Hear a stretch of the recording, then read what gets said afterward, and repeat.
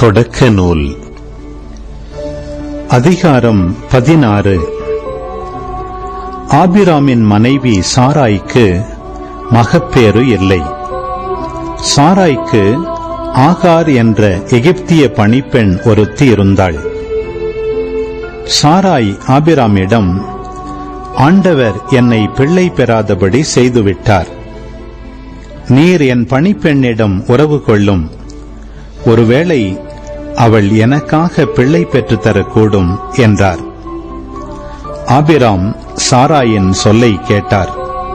ஆபிராம் கானான் நாட்டில் 10 ஆண்டுகள் வாழ்ந்த பின் அவர் மனைவி சாராய் எகிப்திய பணிப்பெண் ஆகாரை தம் கணவருக்கு மனைவியாக கொடுத்தார். அவர் ஆகாருடன் உறவு கொண்ட பின் அவள் கருவுற்றாள். தான் கருவுற்றிருப்பதை கண்டதும் தன் தலைவியை அவள் ஏளனத்துடன் நோக்கினாள். அப்பொழுது சாராய் ஆபிராமிடம், எனக்கு இழைக்கப்பட்ட தீங்கு உம்மேல் இருக்கட்டும்.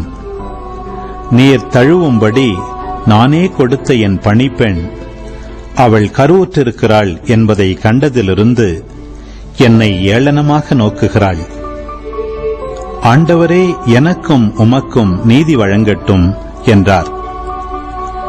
ஆபிராம் சாராயிடம், உன் பணிப்பெண் உன் அதிகாரத்தின் கீழ் இருக்கின்றாள். உனக்கு நல்லதாகப்படுவதை அவளுக்குச் செய் என்றார். இதற்கு பின் சாராய் அவளை கொடுமைப்படுத்தினார். ஆகவே ஆகார் சாராயிடமிருந்து தப்பி ஓடினாள்.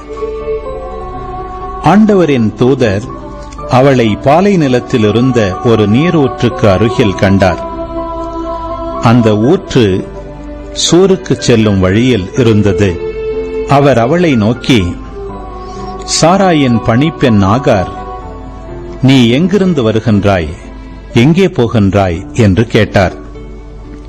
அதற்கு அவள், என் தலைவி சாராயிடமிருந்து நான் தப்பி ஓடுகிறேன் என்றாள்.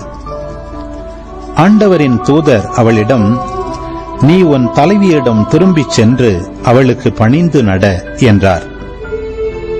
பின்பு ஆண்டவரின் தூதர் அவளிடம், உன் வழிமரபினரை யாரும் எண்ண முடியாத அளவுக்கு பெருகச் செய்வேன் என்றார்.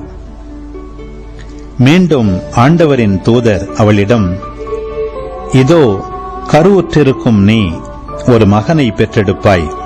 அவனுக்கு இஸ்மயேல் என பெயரிடுவாய்.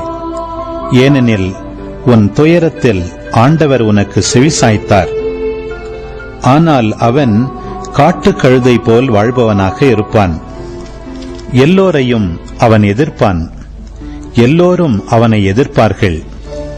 தன் உறவினருக்கு எதிரியாக அவன் வாழ்வான் என்றார்.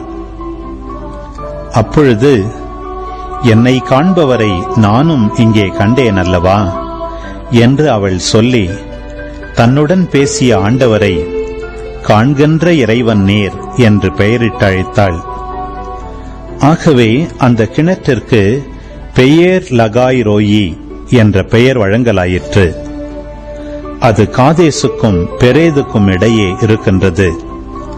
ஆகார் ஆபிராமுக்கு மகன் ஒருவனை பெற்றெடுத்தாள். ஆகார் பெற்ற தம் மகனுக்கு ஆபிராம் இஸ்மயேல் என்று பெயரிட்டார். ஆகார் ஆபிராமுக்கு இஸ்மயேலை பெற்றெடுத்த பொழுது அவருக்கு வயது 86.